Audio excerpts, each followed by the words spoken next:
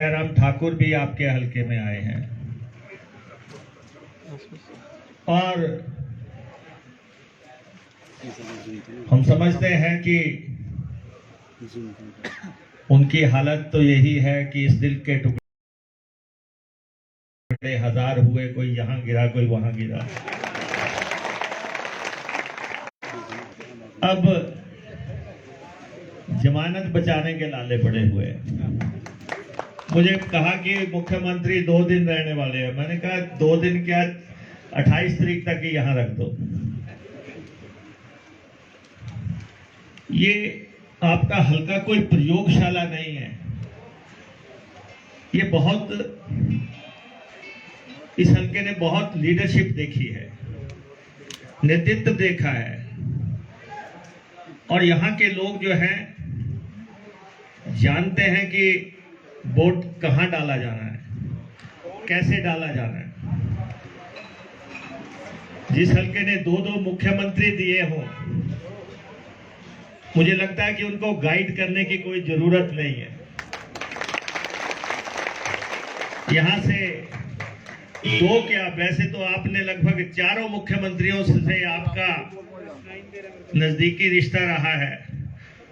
Doctor Parmar भी आपके नजदीक रहे हैं, रामलाल ठाकुर जी भी आपके दिल के बीच में रहे हैं, वीरभद्र सिंह जी भी आपके साथ रहे हैं और भागमाल सोटा जी भी यहीं से थे और टेरिटोरियल काउंसिल के वो चेयरमैन मुख्यमंत्री के बराबर थे।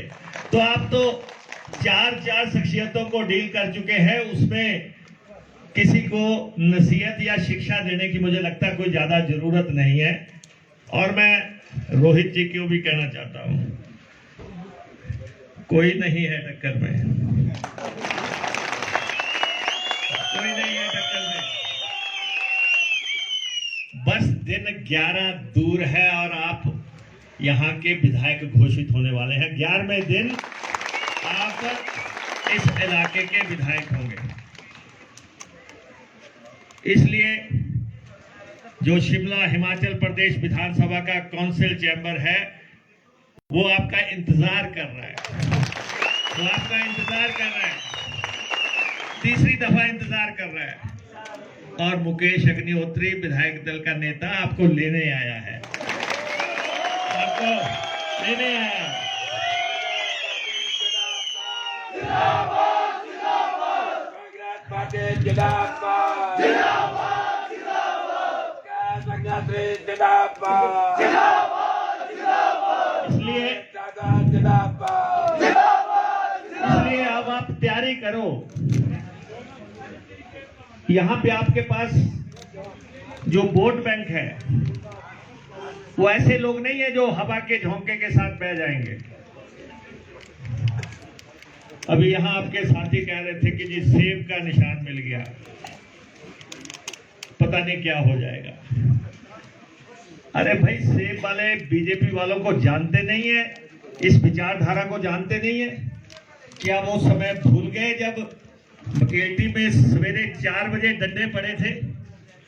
क्या भूल गए कि कोटगढ़ में जो है 3 लोग कैसे भूने गए थे? क्या भूल गए कि रामपुर में जो है 12 राउंड जो है गोलियों को कैसे चले थे?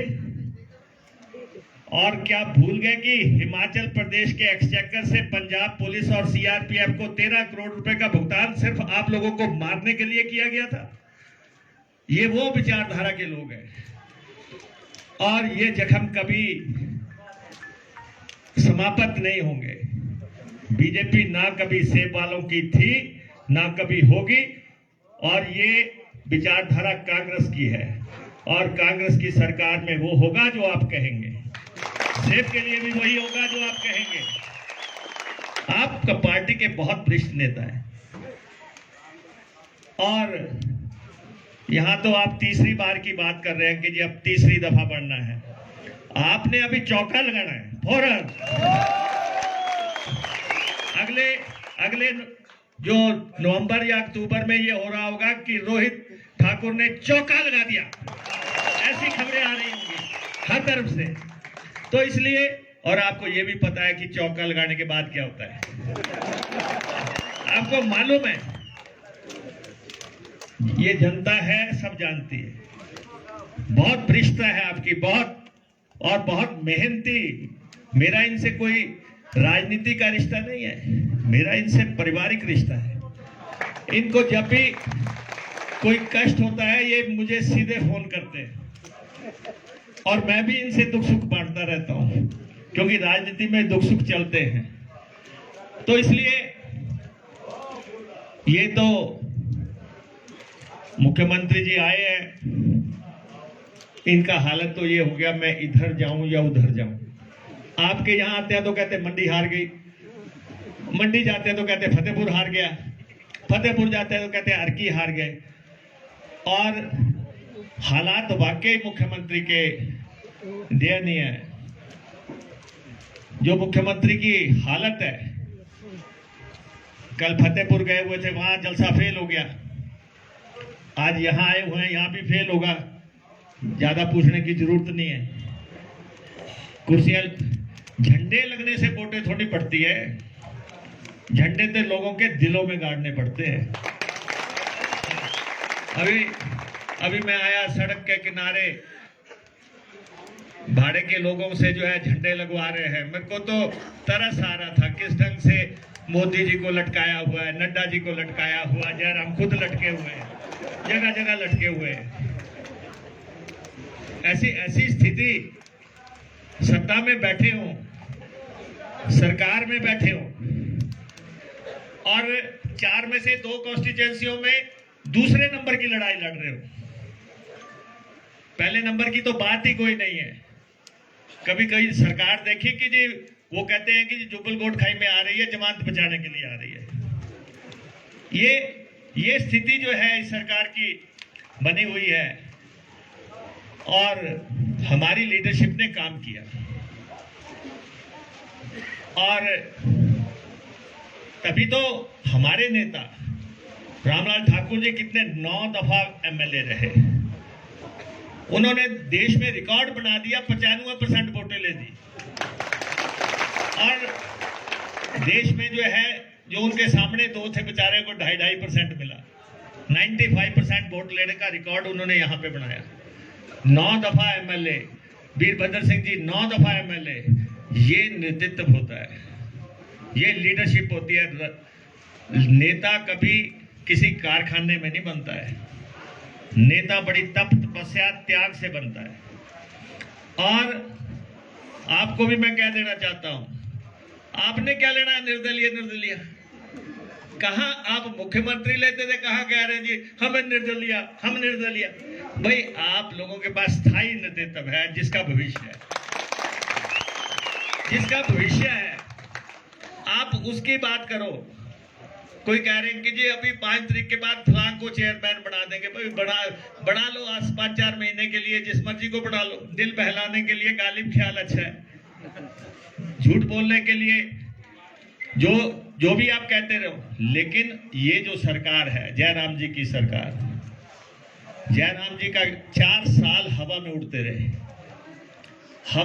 रहे। एक हेलीकॉप्टर मिला, उन्होंने उसको खिलौना समझ लिया, जमीन पे पांव नहीं रखे। उनके पांव में मेहंदी लगी है, आने जाने के काबिल नहीं है। आपके यहां भी आज हेलीकॉप्टर में ही आए होंगे। और अब मैं तो उनको बार बार कह रहा हूं कि भाई जो बाकी के 5-7 महीने हैं, आनंद उठाओ, हवा में उड़ो। जो बाकी का समय आपके पास बचा है, आपने क्या लेना। नीचे सड़कें कैसी हैं, नीचे अस्पताल कैसे हैं, लोग क्या कर रहे हैं, कोई आपकी, ये आपका विषय नहीं है। आप उड़ो और उड़ते उड़ते जाओ।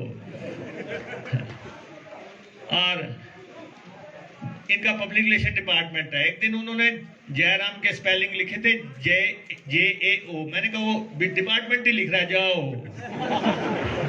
उनको भी पता लग गया कि समय आ गया। तो समय आ गया है, अब तो उनकी विदाई की वेला है।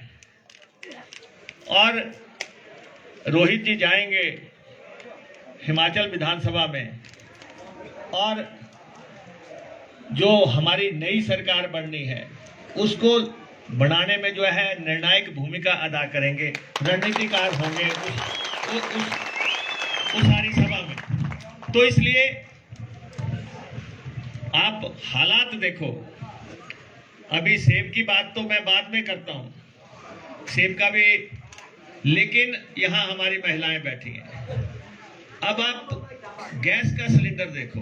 जयराम जी ने कहा, कल बयान छपा अखबार में, ये कहा कि जो मैं कर रहा हूं वो कोई नहीं कर सकता। मैंने कहा ये तो बहुत सही कहा आपने, जो आपने किया वो कोई नहीं कर सकता। 1100 का सिलेंडर आप ही दे सकते हैं। 1100 महिलाएं जाती हैं ज्यादातर, मेरे घर में तो मेरी पत्नी जाती है बाहर, भागी सिलेंडर लेके जाती है, सिलेंडर को लेने जाती है। 500 के 2 प्लस 100 का 3 नोट लेके जाती है। जब 3 नोट लेके जाएंगे तो कुछ तो दिल में आता होगा कि वोट किसको डालनी है। जयराम जी कहते कि जी देखो महंगाई की बात कर रहे हैं, मुझे गाली दे रहे हैं। और उसके बाद जब हमारे साथी लोग जब मोटरसाइकिल में आप तेल डलवाने जाते होंगे या कार में तेल डलवाने जाते होंगे, जब 106 रुपए लाहौल स्पीति में तेल मिल रहा है, पेट्रोल पड़ रहा होगा, तो कुछ तो सोचते होंगे कि वोट किसको डालनी है। डीजल जो है 95 रुपए का हो गया। एक सज्जन कह रहे थे कि मैं सोच रहा हूं कि पेट्रोल की कार खरीदूं या डीजल की। मैंने कहा कोई मर्जी खरीद ले, उसमें क्या फर्क है, दोनों बराबर है। वो समय चला गया जब ये होता था कि डीजल की खरीद लो, 10 किलोमीटर ज्यादा चल जाएगी। और उसके बाद ये जो हमारा सरसों का तेल है 225 रुपए, 225 रुपए की बोतल। पता नहीं अब महिलाएं जब किचन में जाती हैं तड़के में तेल डालती भी है कि उनको दिखा के आ जाती है वापस। 225 रुपए की बोतल, क्या कहां जा रहा है। और ये कहते थे बहुत हुई महंगाई की बार, अब की बार बीजेपी सरकार। ये नारा दे के आए थे। जयराम जी कह रहे कि पहले भी तो महंगाई थी, तो आपने वायदा तो यही किया था महंगाई दूर करेंगे।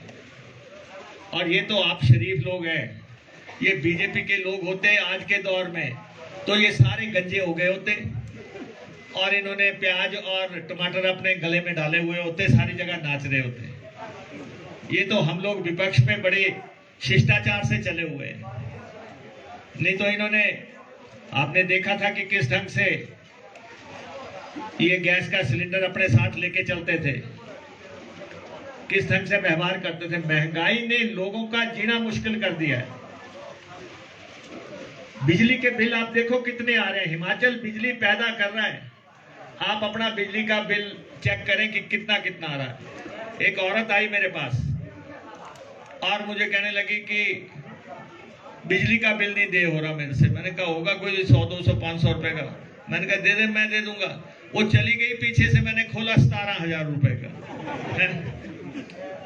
मेरे कलेजे में भी आग डाल गई कि ये हालत है बिजली के रेट का। पैदा हम करें, सीमेंट पैदा हम करें। सीमेंट की बोरी 270 रुपए थी जब हमारी सरकार गई, 265-70, आज 450 रुपए की होगी।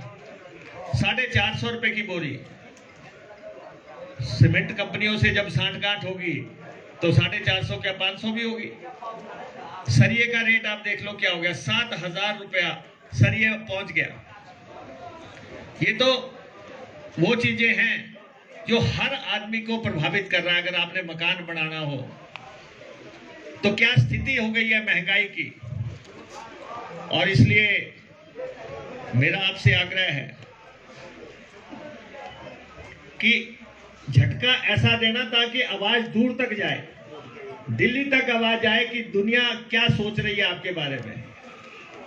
और रोहित ठाकुर जी के साथ तो ये हुआ कि एक शादी थी तो भेजा, उसमें सुधीर जी जैसा आदमी भेजा कि एक लड़का ढूंढ के लाओ, 30 साल का, शादी करनी है।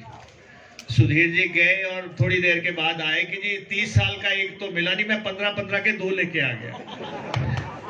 तो आपको 2 आ गए। अब फैसला करते रहो कि किसको डालनी किसको नहीं डालनी। इनमें कोई दम नहीं है। अब वो समय निकल गया है। ये उफान जो है, इसकी परवाह किए बगैर इस हलके के भविष्य को देखते हुए और काम का मैं आपको क्या देना चाहता हूं। रोहित ठाकुर जी जाएंगे, काम ऐसे होंगे ना भूतो ना भविष्यति, ना भूतो ना भविष्यति।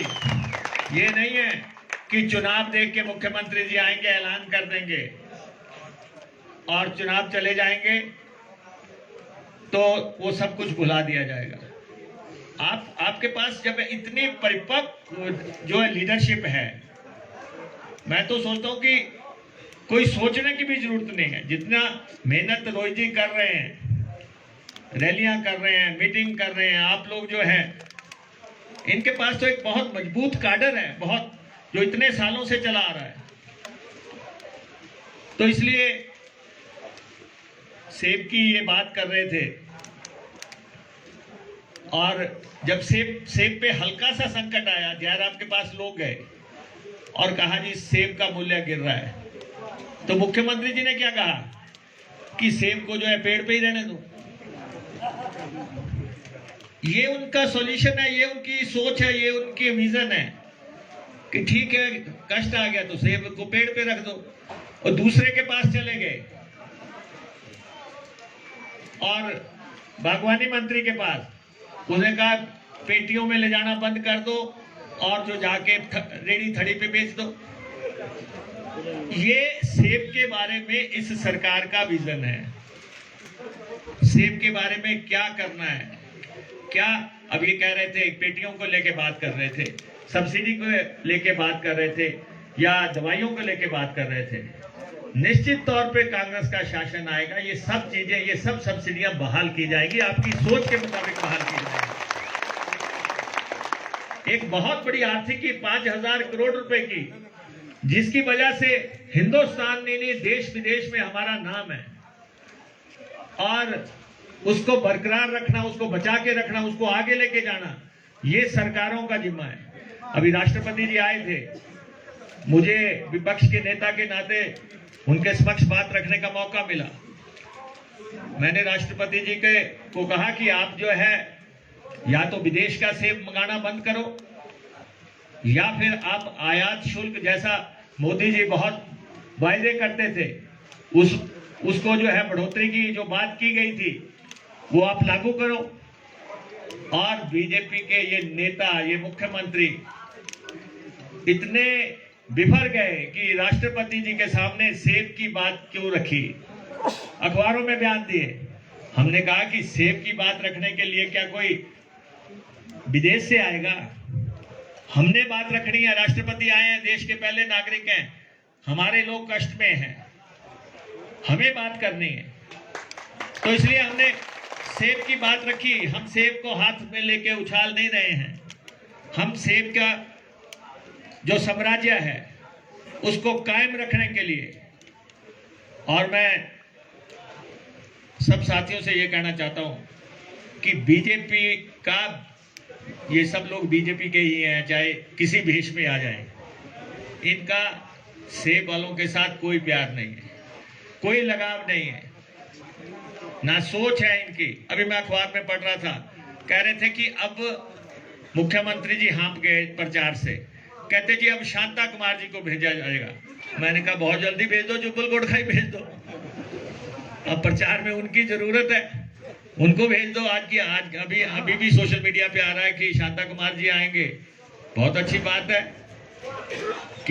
किस ढंग से आपने रिज मैदान पे महीनों जो है पंजाब पुलिस वाले ब्लैक कैट कमांडो रखे थे, सबको याद जल्दी आ जाएगा कि आपके साथ क्या सलूक होना चाहिए। तो इसलिए हमारे जो नेता हैं,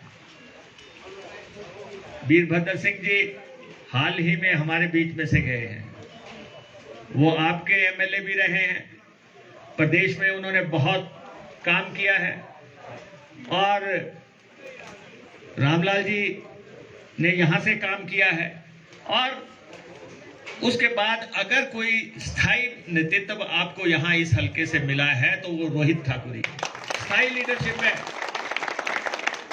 और भविष्य बहुत उज्जवल है, बहुत आगे जाना है।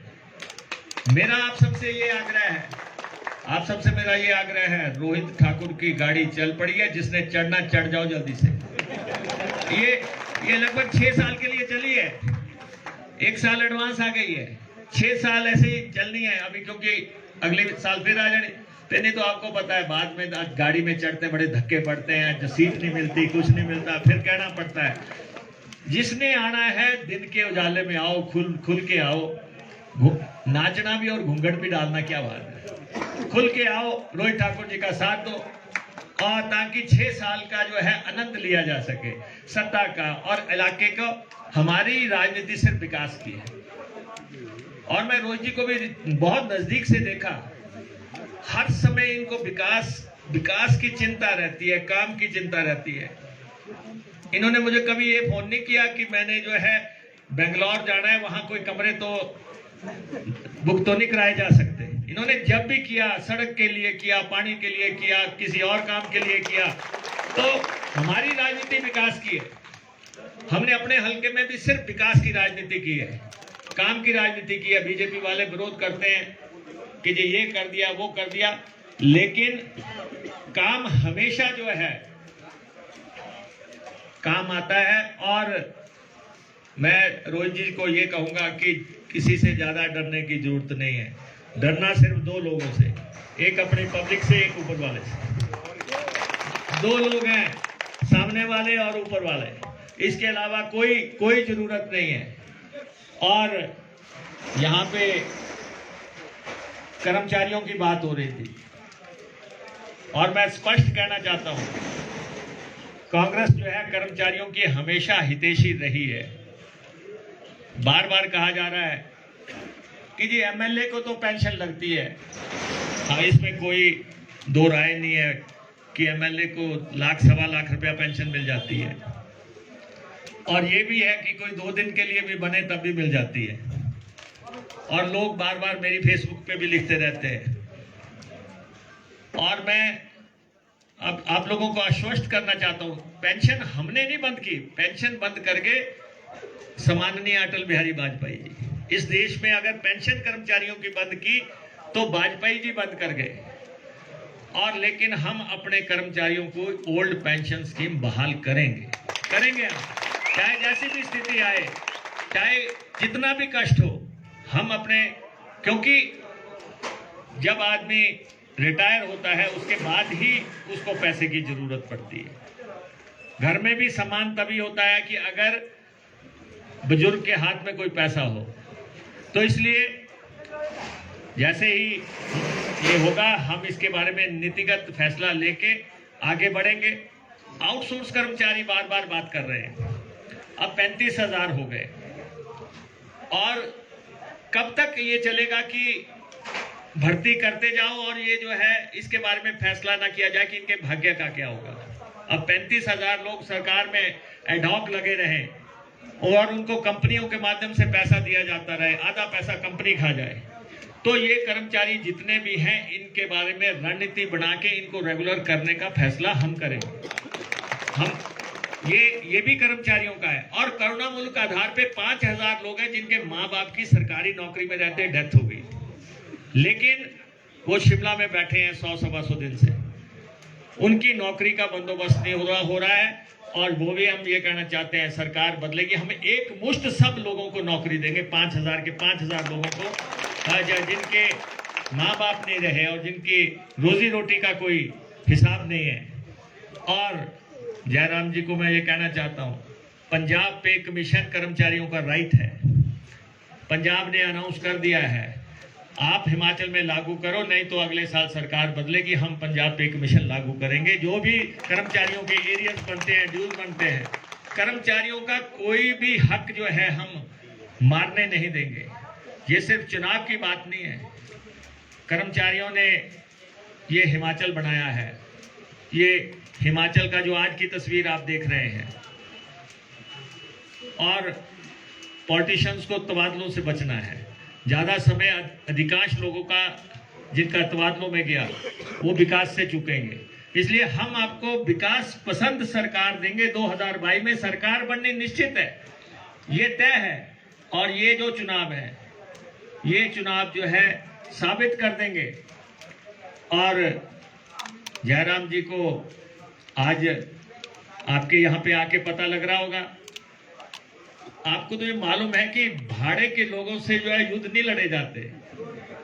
आसपास की कॉन्स्टिट्यूएंसियों से गाड़ियां मंगाई जा रही हैं कि मुख्यमंत्री जी आ रहे हैं। भाई वोटें तो आपने डाल दी है, अंदर वालों ने, आप लोगों ने वोटें डाली है। मेरा सिर्फ आपसे ये आग्रह है कि आपने हेरा फेरी नहीं होने देनी। अभी इनके पास कुछ नहीं बचा हुआ है, उजड़ा हुआ चमन है, तो बस हेरा फेरी करेंगे, झगड़े करेंगे।